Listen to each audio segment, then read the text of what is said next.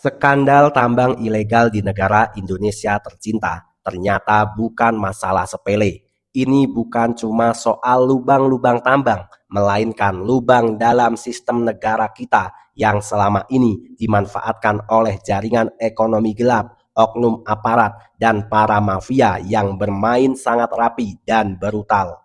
Hal inilah yang membuat Presiden Prabowo geram dan mengumumkan perang terbuka terhadap para mafia tambang ilegal yang selama ini mengeruk kekayaan alam Indonesia. Lantas, apakah sang presiden mampu menyikat habis kekuatan raksasa ini? Ya udah, biar lebih jelas, yuk kita simak penjelasannya. Tapi jangan lupa subscribe channel ini, Tiang Politik. Saya telah diberi laporan oleh aparat-aparat bahwa terdapat 1063 tambang ilegal. Dan potensi kekayaan yang dihasilkan oleh 1063 tambang ilegal ini dilaporkan potensi kerugian negara adalah minimal 300 triliun. Satu tambang yang sudah dijalankan 8 tahun tanpa izin. Tenang saja dia. Dan ada tambang-tambang yang tiap bulan keluar ratusan miliar rupiah tiap bulan. Emas, perak, logam-logam yang sangat mahal. Sampai hari ini penyelundupan masih berjalan. Sudah kita kerahkan angkatan laut, sudah kita kerahkan bea cukai, sudah kita kerahkan ribuan prajurit. Masih saja, saudara-saudara, saya perintahkan bersihkan itu BUMN.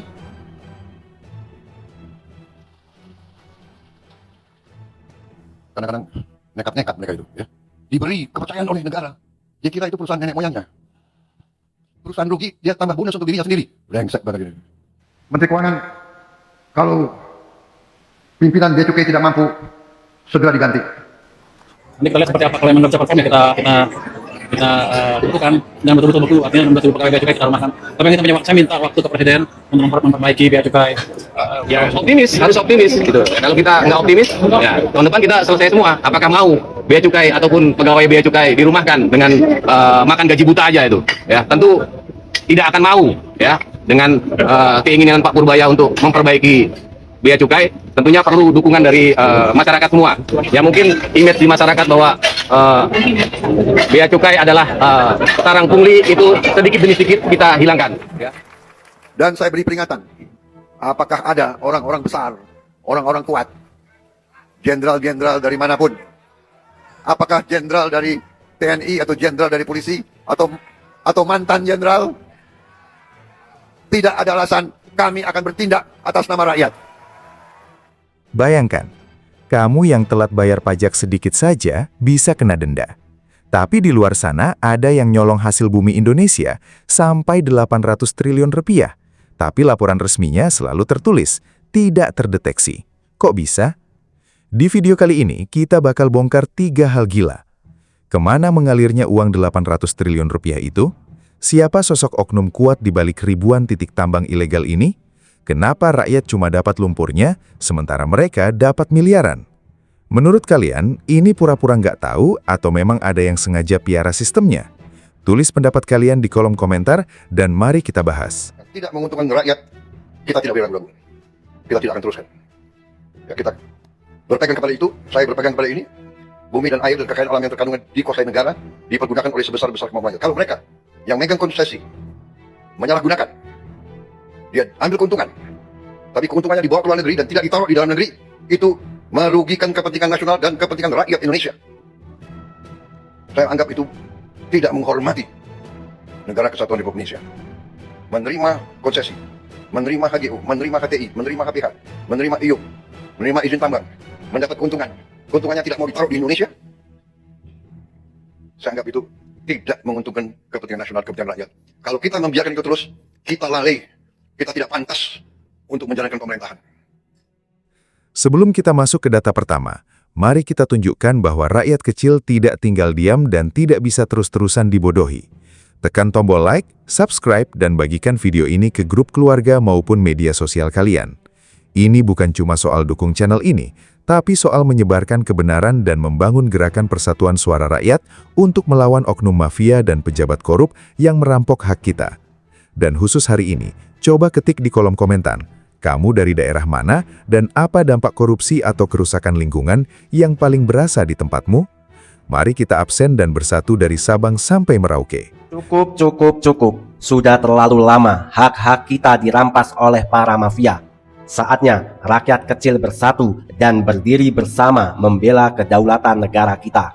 Teman-teman, ramaikan kolom komentar dengan bentuk dukungan kalian. Mari kita berdiskusi bersama-sama dengan akal sehat.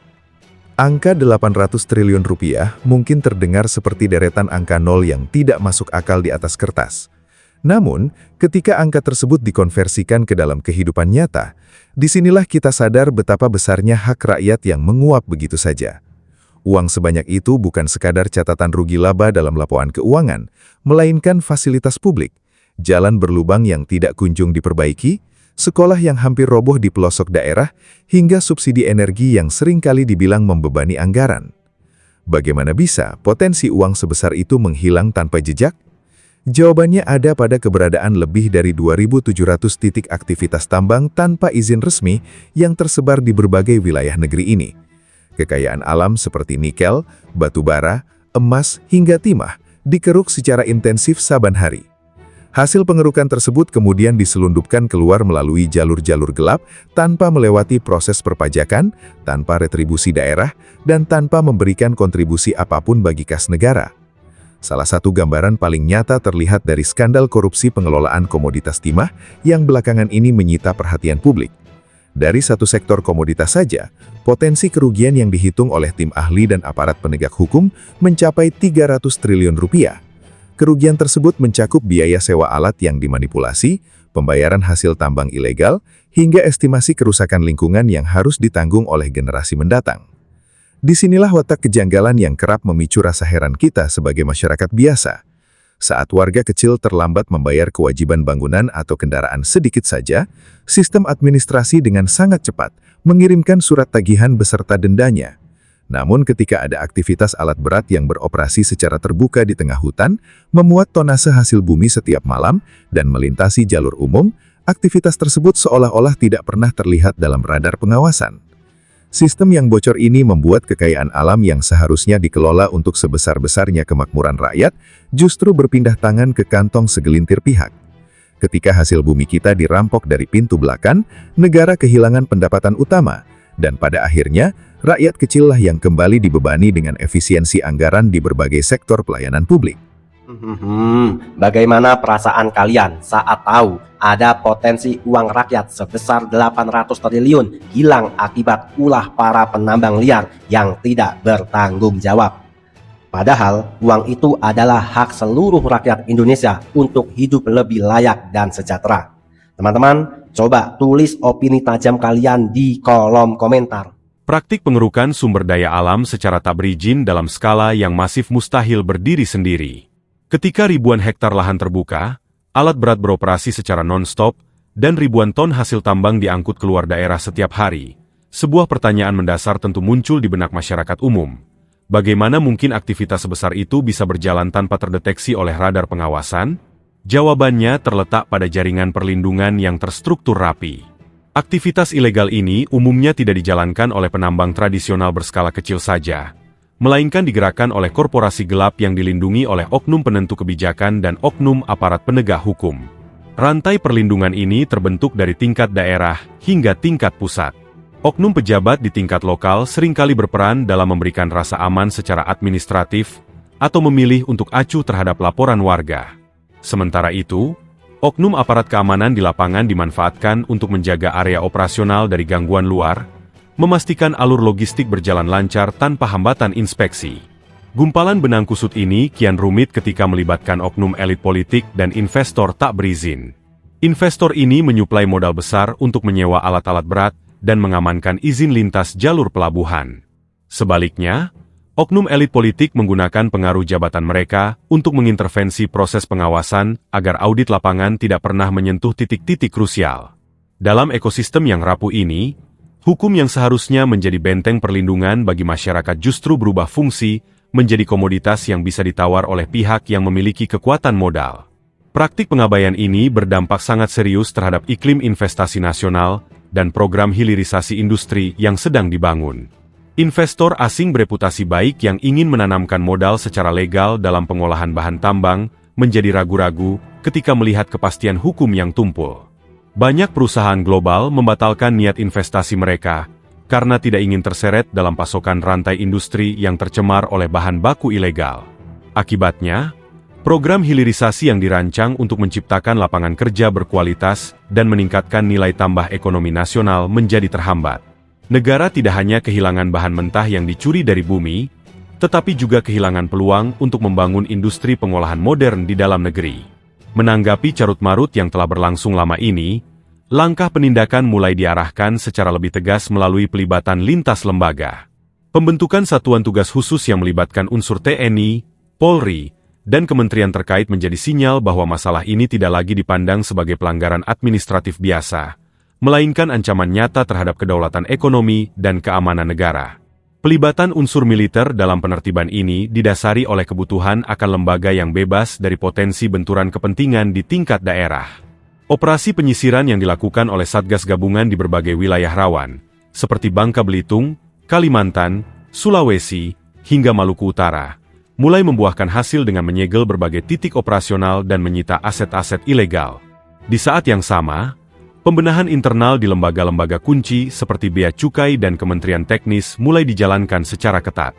Langkah audit terhadap jalur keluar masuk barang dan pemeriksaan aliran dana keuangan menjadi fokus utama untuk melacak kemana sebenarnya uang ratusan triliun tersebut mengalir.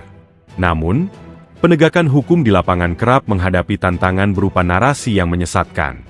Para aktor utama di balik bisnis gelap ini seringkali menggunakan masyarakat lokal dan penambang kecil sebagai tameng. Ketika aparat datang untuk menertibkan area tambang, narasi yang dihembuskan adalah bahwa pemerintah sedang mematikan mata pencaharian rakyat kecil. Padahal, jika diteliti lebih dalam, sebagian besar keuntungan dari aktivitas tersebut masuk ke kantong para pemilik modal dan pembacukup di balik layar. Sedangkan penambang lapangan hanya menerima upah harian yang sangat minim dibandingkan dengan risiko keselamatan kerja dan ancaman hukum yang mereka hadapi. Pembersihan jaringan ini merupakan ujian konsistensi bagi penegakan hukum di Indonesia. Ketegasan pemerintah tidak boleh berhenti pada penangkapan pekerja di tingkat lapangan atau penutupan lubang-lubang tambang semata.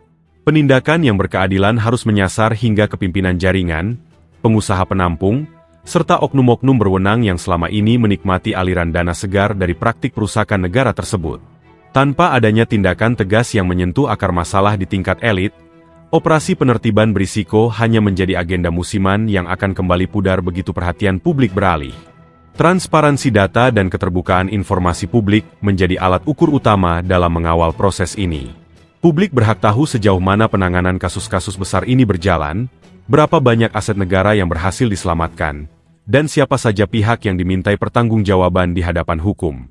Hanya dengan konsistensi penegakan hukum tanpa pandang bulu, kepercayaan masyarakat terhadap integritas negara dapat dipulihkan secara bertahap. Dampak dari pengerukan sumber daya alam secara tak berizin tidak berhenti pada angka kerugian finansial di atas kertas. Kerusakan nyata yang paling terasa justru menghantam kehidupan sehari-hari masyarakat di sekitar lokasi operasional. Ketika hutan gundul dan bukit-bukit dibongkar tanpa perencanaan ekologis yang benar, keseimbangan alam langsung terganggu. Sungai-sungai yang dulunya menjadi sumber air bersih untuk kebutuhan minum, memasak, dan mengairi sawah warga kini berubah warna menjadi coklat keruh dan tercemar logam berat.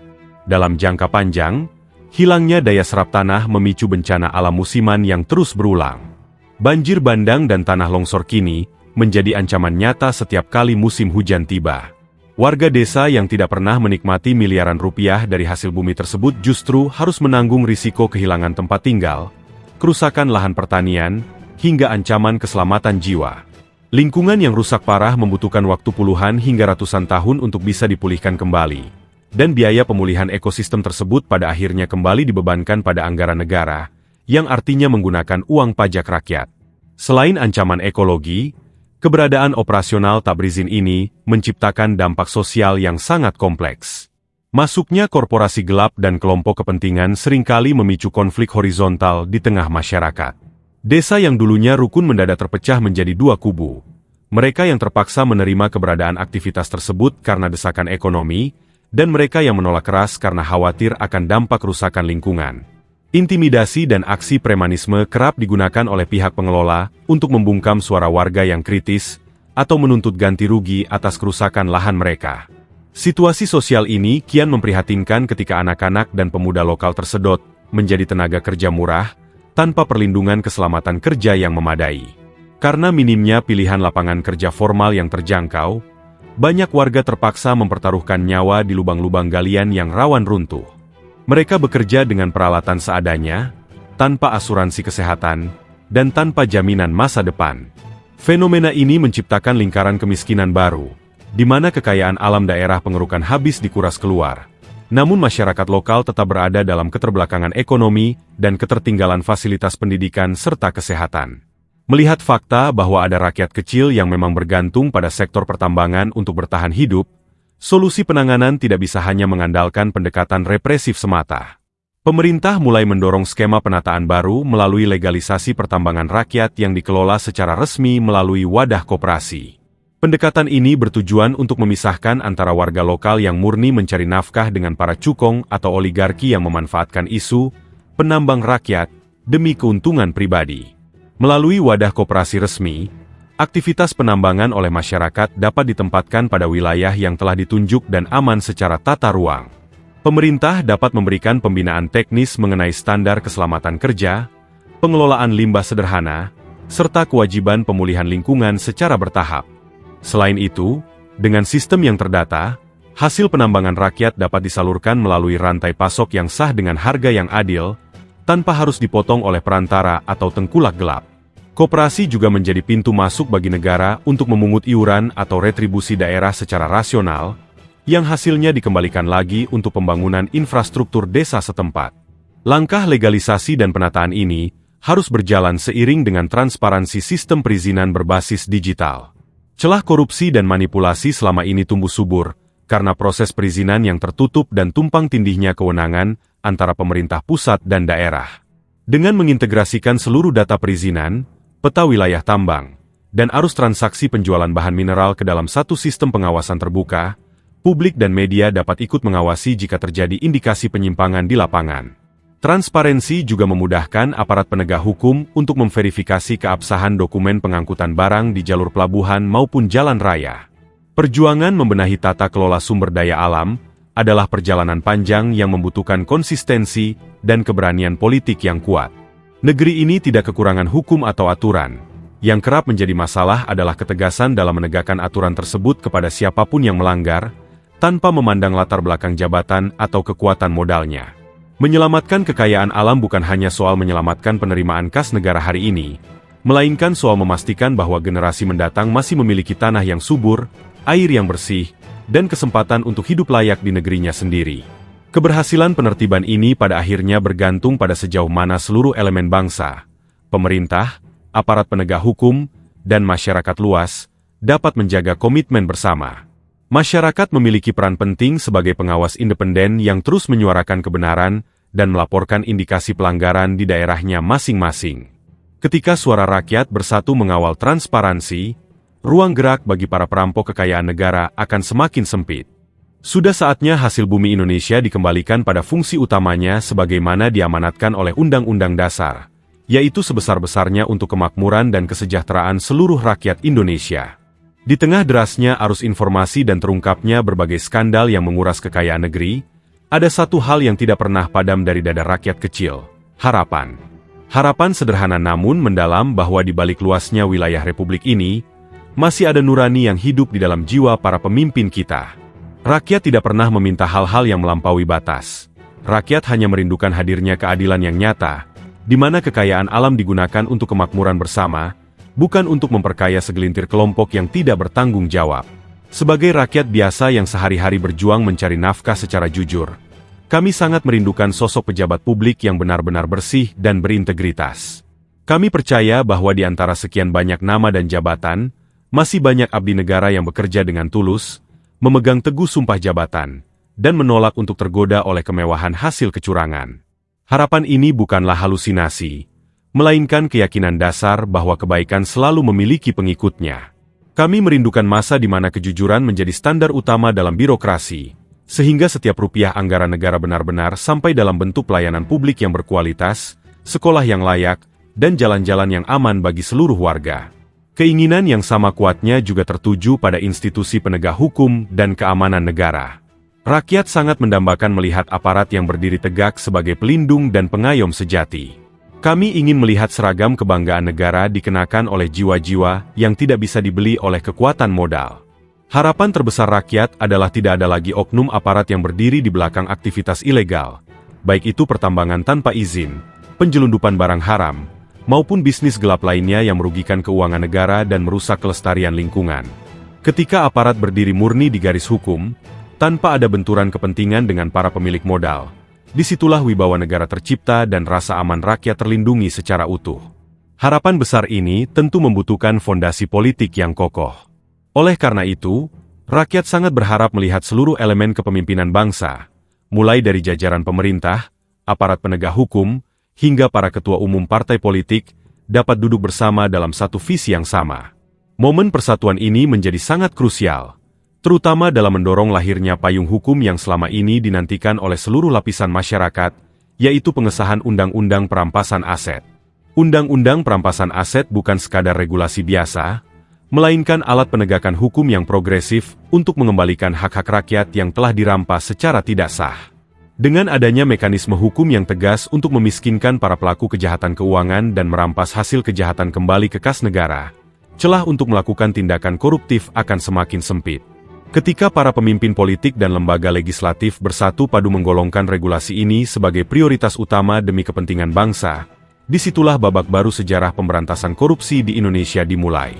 Di saat yang sama, kami melangitkan doa yang tulus untuk para pemimpin, pejabat, dan aparat yang hingga hari ini konsisten menjaga kebersihan hatinya.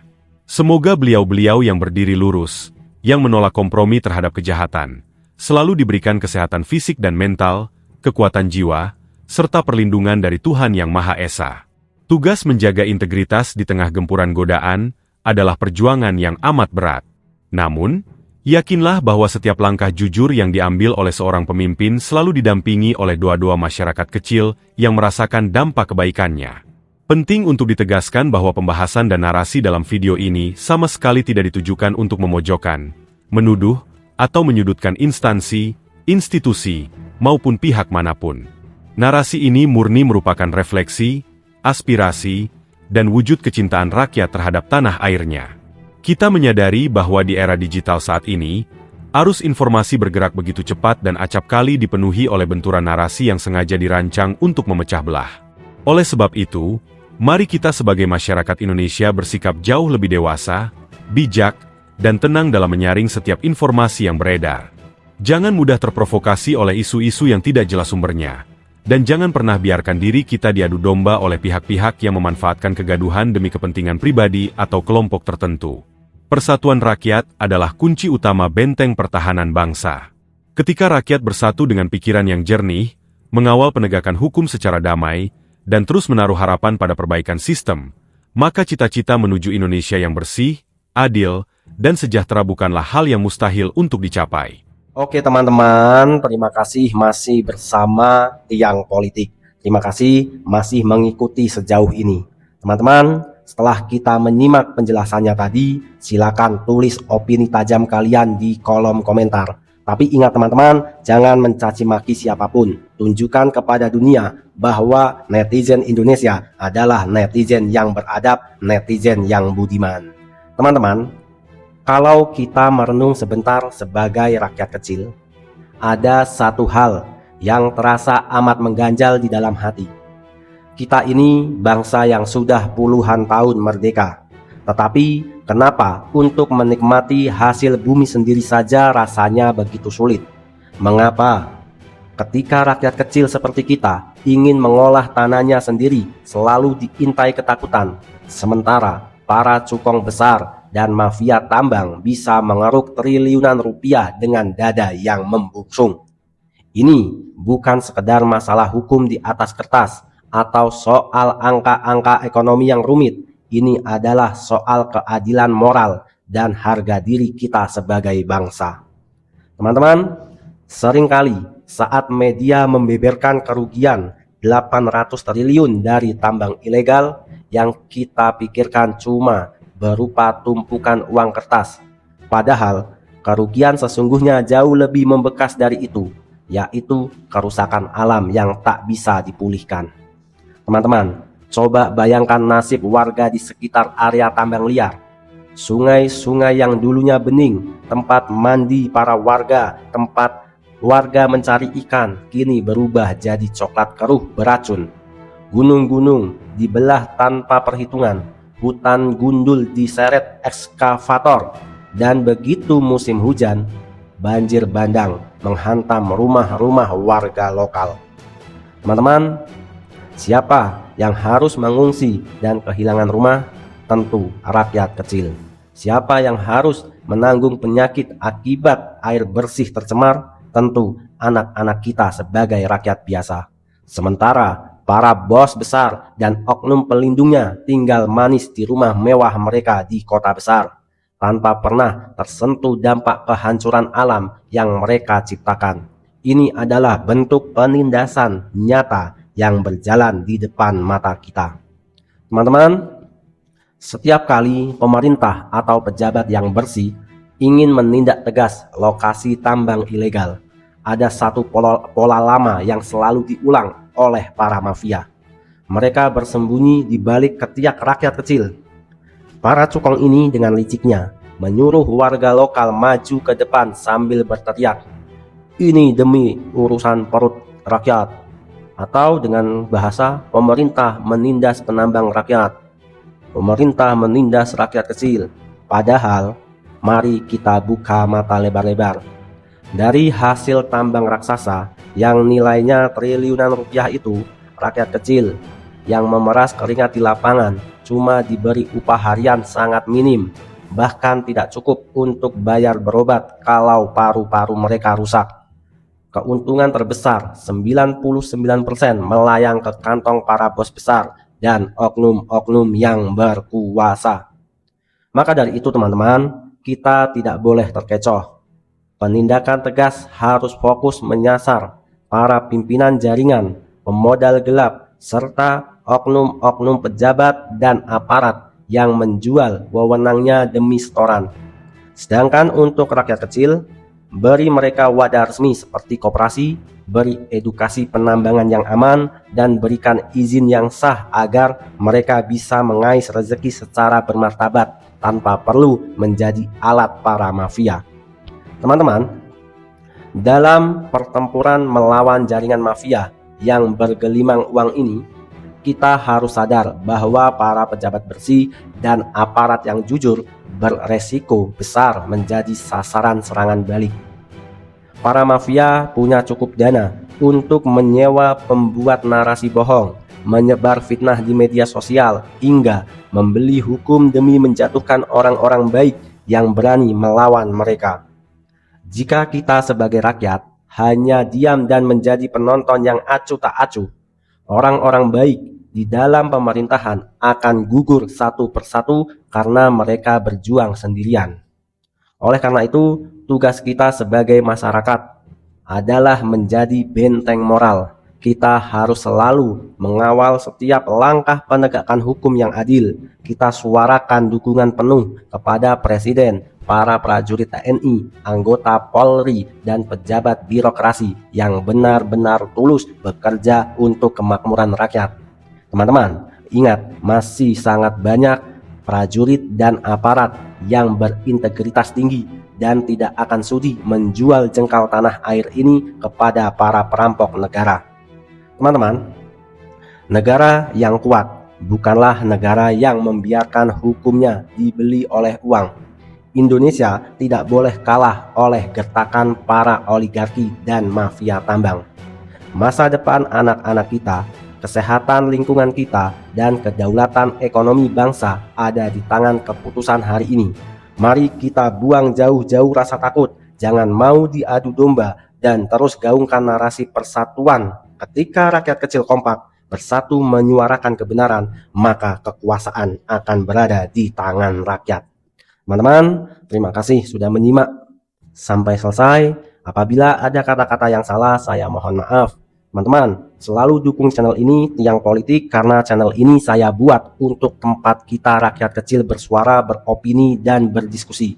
Channel ini, video ini bukan untuk tempat kita saling mencaci maki. Teman-teman, sesama anak bangsa, kita harus bersatu, rapatkan barisan demi menjaga kesatuan NKRI. Teman-teman, terima kasih. Sampai bertemu di video selanjutnya. Merdeka, merdeka, NKRI harga mati.